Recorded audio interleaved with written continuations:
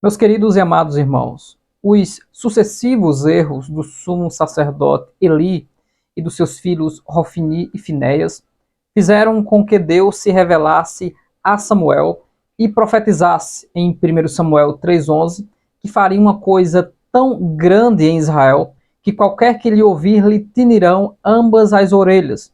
O juízo de Deus cairia sobre o sacerdócio que não mais dava ouvidos à voz do Deus Todo-Poderoso. Já gravamos um vídeo onde nós falamos sobre os pecados dos filhos de Eli.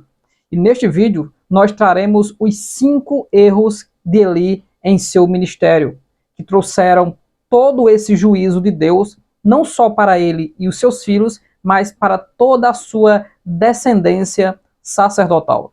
Fica conosco até o final. Não se esquece de ser um inscrito do canal Bíblia de Fato. E se desejar, você pode clicar em Seja Membro e estar conosco contribuindo para o crescimento do canal. Deus abençoe sua vida no nome de Jesus. A primeira coisa que nós podemos listar como um erro do sumo sacerdote ali é baseado na própria lei para o sacerdote no santuário. Em Números 18, primeiro, diz que o sumo sacerdote levará sobre si a iniquidade do santuário. Então ele é responsável por qualquer erro que possa acontecer dentro da ministração das leis cerimoniais para o Deus Todo-Poderoso. Com isso, Eli, diante dos seus filhos, diz 1 Samuel 2,22, que tudo que os seus filhos faziam, Eli ficava sabendo. E quando Deus começou a revelar-se a Samuel, o próprio Deus diz a Samuel em 1 Samuel 3,13, porque já eu lhe fiz saber que julgarei a sua casa para sempre, pela iniquidade que ele bem conhecia, porque fazendo-se os seus filhos execráveis ou abomináveis, não os repreendeu.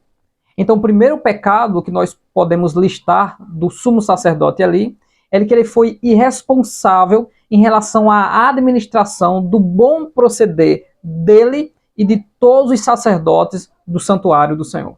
O segundo grave erro de Eli em seu ministério é que ele fazia vista grossa para os pecados dos seus filhos, porque enquanto seus filhos retiravam do sacrifício do Senhor, Eli era beneficiado, Eli engordava.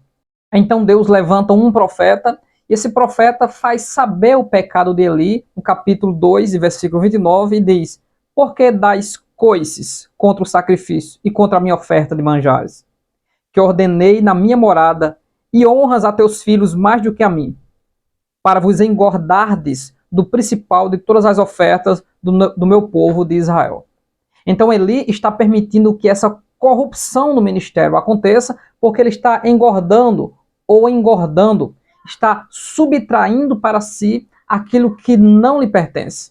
Mas o fim chega para tais pessoas que fazem vista grossa quanto ao pecado no meio do povo de Deus e também saem ganhando, entre aspas, dentro de toda essa corrupção. O terceiro e grave erro do sacerdote Eli é que ele não fazia uso daquilo que é imprescindível e essencial na vida do ministério do homem de Deus, que é usar a palavra de Deus e a lei de Deus. Em 1 Samuel 3,1 diz que a palavra era de muita valia e não havia visão manifesta. De muita valia era muito rara, não se via manifestado a palavra de Deus para o povo. Em Malaquias, no capítulo 2 e no versículo 7, diz que os lábios do sacerdote guardarão a ciência e da sua boca buscarão a lei, porque ele é o anjo do Senhor dos Exércitos. Ou seja, ele é o mensageiro do Senhor. O ministério bem-sucedido é o ministério que expõe a Deus através da palavra de Deus.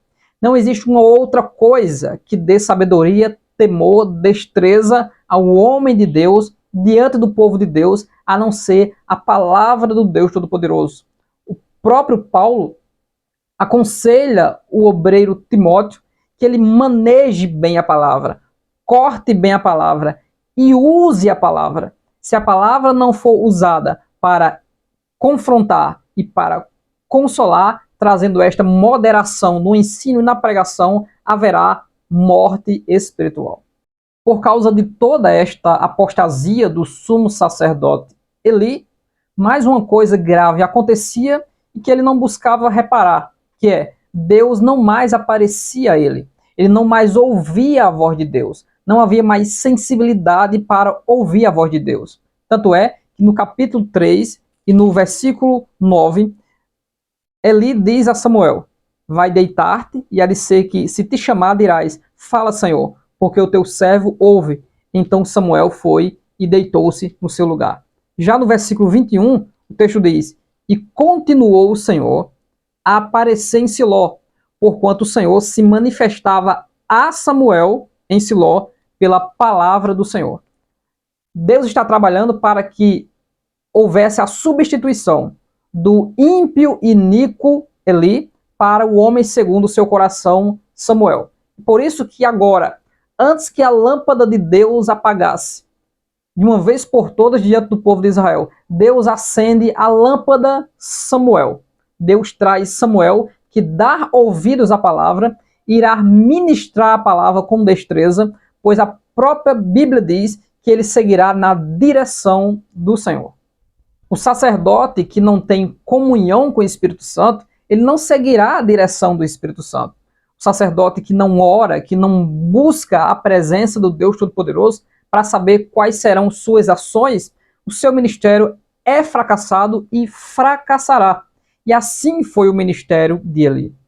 E a última coisa que nós podemos listar como pecados graves de Eli diante do Deus Todo-Poderoso é que o pecado ou os pecados que ele cometeu são profanação daquilo que é santo, abominação diante do Senhor, pecados imperdoáveis.